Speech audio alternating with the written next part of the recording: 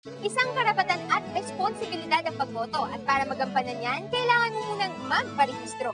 Sa unang ulat, aalamin natin ang opinyon at karanasan ng ilang first-time voters. Panoorin natin ito.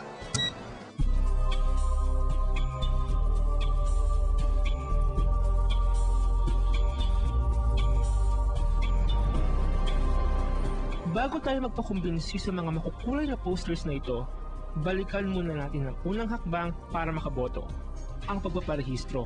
Sa halalang ito, nagsimula ang pagpaparehistro noong huling bahagi ng 2004 at tumagal hanggang Disyembre 31, 2006. Yung botante bale, pupunta siya dun sa office ng election officer, no? Where he or she lives. Tapos kukuha siya ng application doon. 2 copies actually, pinapan niya yon, and then haharap na siya ngayon sa data capturing machine, no? Where his digital picture will be taken, his fingerprint will be taken, and his automated signature will also be taken through the signature pad.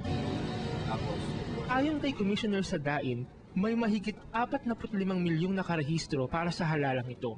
Karamihan dito ay mga first-time voters. Kaya naman isang organisasyon na kung tawagin ay First Time Voters Project o FTV ang itinatag ng iba't ibang student organization sa bansa noong taong 2000. Gusto namin lahat ng kabataan makapagpa-register, so ma-empower sila. Then yung vision namin, through that, sana ma-push namin yung good governance.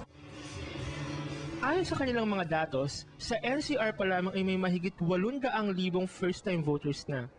Kaya naman puspusan nilang tinitiyak na mabigyan ng voters education ang mga ito. Inikot namin yung mga schools, in U-Belt, Intrataft, so Intramuros, para mas may baba namin sa grassroots yung information, paano mag-register, then encourage din sila na mag-register. Siyempre, politiko pa rin yan. Kasapi si Jihan sa organisasyong ito na siyang naghikayat sa kanya para magparehistro. Actually, ang hirap nung registration kasi ang haba ng pila, tapos siksikan. Yung sinasabing process ng COMELEC, so yung sinasabing process dun sa city hall, sa municipality, medyo magkaiba siya. Iba naman ang istorya ni Tanya, spokesperson ng FTV, na nagparehistro lang sa mismong araw ng deadline. Nakakaba, no? Natatakot. Parang, ang gulo. Kasi yung time na yun, hindi ko alam kung saan ako una magsisimula. Walang information na magsasabi na kung anong unang gagawin. Nagtanong talaga ako sa mga tao, kahit hindi ko kilala sila. Matagumpay ngang nakapagparehistro si Tanya, pero si Nisa, na December 31 ding sumubok magparehistro, nabigo. Nakakainis, na nakakadismaya, ewan, basta. Kasi 'di ba, parang kung titingnan mo, yung eagerness mo na magparehistro, parang napunta sa wala. Sinayang mo yung oportunidad.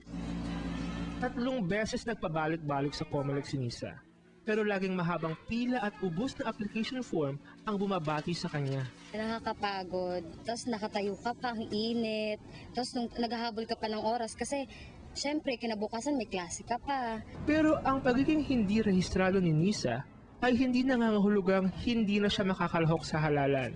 Gusto raw niyang mahimok ang mga kaibigan niyang botante na bumoto ng tama. Ngunit hindi lahat ay katulad ni Jihan, Tanya o Nisa na nais makilahok sa halalang ito. Masyado na akong hindi naniniwala sa sistema ngayon. So para sa akin, parang, ba't pa ako buboto kung dadayain din yung boto ko?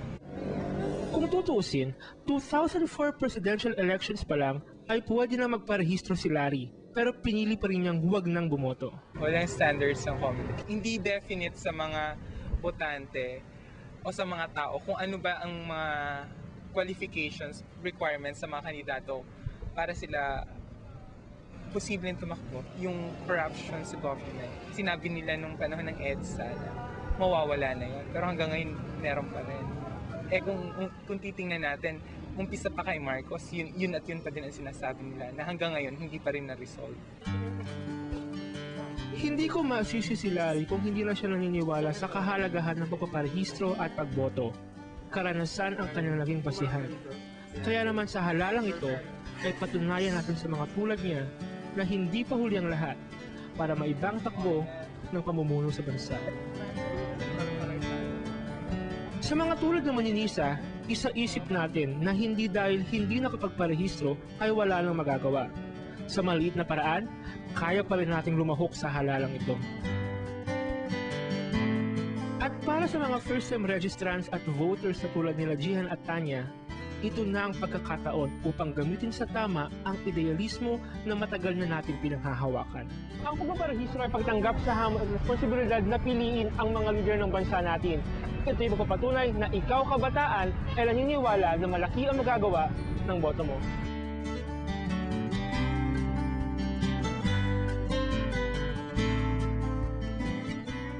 Ang Kabataan Express ay hatid sa inyo ng UNICEF.